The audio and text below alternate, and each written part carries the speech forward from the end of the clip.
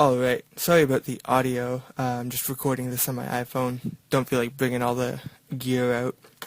So I'm going to show you how to play Game Dev Story today. So on the title screen here, you're going to want to press New Game. And it automatically comes up with the company name Sunny Studios. You can change that to whatever you want as long as it's under 14 characters. It doesn't really matter what you call it. Personally, I like to call my studios anything with the word studios in it, or games, or at least try to get where in there, like software or whatever. Right now I'm doing it as Kick-Ass Studios. So here you can see you have a secretary. She'll help you through the game if you don't want to listen to me. If you need any other help, you can just click on System in the menu and then click on Manual. To get to the menu, on the bottom right hand side it should say Menu, and you can either just hit that or just tap anywhere on the screen. It'll take you right to the menu. Let's see here. It says that you should hire some more staff, so you just click on Staff in the menu and then click Hire. But what you want to do first before you do that is you want to look at the staff you have already. You can hire up to 4 staff, and you start with 2. So you want to go check out what staff you have. So the way you do that is you can go into the menu and click Staff, and then either train or level up, because that's what you do to your staff. You train them and you level them up. And you can see all your staff from within either of those menus. So we'll click on one of those here. And now you can see this is your first staff member. Mine is Newbie Ownerton, or Noob, whatever. And he is a coder, as you can see. He's a level 1 coder. He has a little bit of power in that blue bar near the bottom of the screen there. And these are all of his stats. His programming is 18, scenario is 8, graphics 8, and sound 8. Now, these stats, they can go up to really anything. You can just keep training them. They'll get higher and higher and higher. But the more you train them, the slower it starts to go. So maybe the first time you train them, it goes up 20 points, and by the 100th time, maybe it's only going up 1 point. But that's for later in the game. So if you want to see the next employee that you have, you just hit the arrow on the right, or the left, I guess will take you there too. But beside where it says Select Employee, and then it'll take you to the next guy.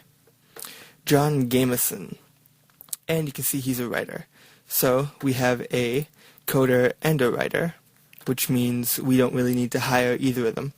And you can see that their main stat is programming for the coder and scenario for the writer.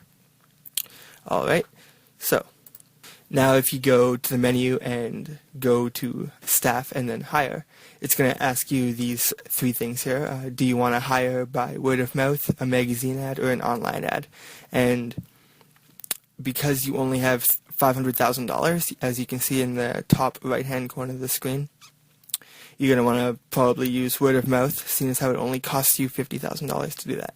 So when you click on that, it says that she'll ask around for a while, and so she'll come back to you in about 5-10 seconds or so, and she'll come back to you with some applicants. I have 3 applicants here. The first one is California. Oh God. She is a sound engineer, which is good. We need a sound engineer. And next one is Biggs Porkins. He's a coder. We already have a coder, but so we can probably look past him for now. And Deroid. She's a sound engineer as well. Okay, so we have 2 sound engineers and a coder. So let's see. The Android, she has 26 in sound and some fairly high stats for the other ones, higher than most of the other people. And California, she has 13 in sound and some a little bit higher than the rest of the people. So we'll pick those 2 for now. So I'll hire both of them. All you have to do is tap on the Hire button, and then you'll hire them. So if you see on their menu here, the contract fee is $50,000. The 50.0K. That's $50,000. That's going to come directly out of your pocket there, up in the top right corner. It'll go down to $400,000. And there is a way around that, but not at the very beginning of the game. say that you have a full team of employees. Right now I can have 4. So if I had 4 employees and I went to hire more, I would have to fire them first. So I choose which way I want to hire them. Say I go to word of mouth again, and I get a few more applicants. If I try to hire them, it says I have to fire someone first. So I'm going to fire them, and then it'll bring me back to the hiring menu. When I hire them, there's a glitch in the game that just doesn't take the money out of your bank account.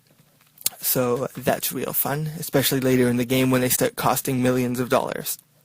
Alright, so you hire the people that you want, and then you just quit hiring. Alright, so now I'm going to point some things out to you on the screen here. In the top left corner, we have the year, the month, and the week. So the game only goes for 20 game years, and you're basically measured by how much money you make throughout the year. In the 4th month of every year, you have to pay all your employees. So you always want to make sure you have some cash in your reserve before you start developing anything. And below the date, you can see that there's a little disk symbol, like a floppy disk, and a number beside it. That number is research points. You get research points by just using your employees. They'll be doing research, and every once in a while, some numbers will be added to that, and added, and added, and added. So what you use research points for is leveling up your characters, and using certain items, and those items can go towards your development points for your video games and such. They're used for various little things like that, and we'll cover them as we get through this. Now we're going to develop some contracts before we develop a game, because contracts will get us money and research data. Research points, research data, whatever you want to call it. So if you click on the menu and go to develop and then contract, you'll be given a few options here. Game scenario, ringtones, and character design are the ones that I have. And you can see the different amounts of money that I'll get for doing them, assuming that we complete the project on time. You can see at the bottom of that menu that it says that it's due in 10 weeks. And beside that, you can see it says fun 25 and creativity 30. So that's the development points that you need to get for this. So let's choose one that's lower. So I'm going to choose ringtones. If you have one that's similar to that, doesn't require a whole lot of development. See, it's just sound 30 for me. And I have 11 weeks to do it. Seeing as how your employees are fairly amateur, they're not going to be able to do stuff very fast, so you need a fairly low one. So let's go into that. And alright, so we need ringtones for mobile music site. We need you to create ringtones of famous something or other. So I took the job, and deadline's in 11 weeks, and we let our employees do what they do. And you can see when they're working, little things pop up from their heads. I got some research data there. It doesn't really help me in the project, but it's always good to get research data. There you go. See some sound. That's the symbol for sound, the little trumpet. I got an issue of Game Guy. These are kind of pointless. If you read through them, they might give you a little bit more insight into the game and whatnot, maybe some little tips or anything, so it might be a good idea to just read through these. I've played the game through 100 times, so there's no point in reading them for anyone else. So, alright, this little dude's on fire. That means, well, he's on fire. He's doing a good job, getting lots of points. Alright, so the work for the ringtone job is complete. We should submit it to the client, so it just does that automatically. Just tap the screen, and my client says, excellent job, just what I expect from you, blah, blah, blah. Alright, so I got paid $110,000, and my research data increased by 13. That's great. Always need more research data. Alright, so I like to do a bunch of those. I like to do it for about a year in-game. The reason I do that now is so that I have a decent reserve for constant development of games, so I don't have to stop and do some more of that in between games.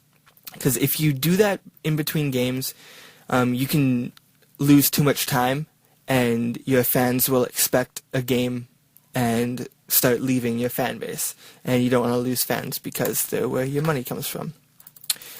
So I'm creating some more contracts here. Did a pinball movie and I did pretty well. See, I had 2 weeks left there and I finished. I got 14 research data. And now your secretary is going to tell you about the research data, what I just told you.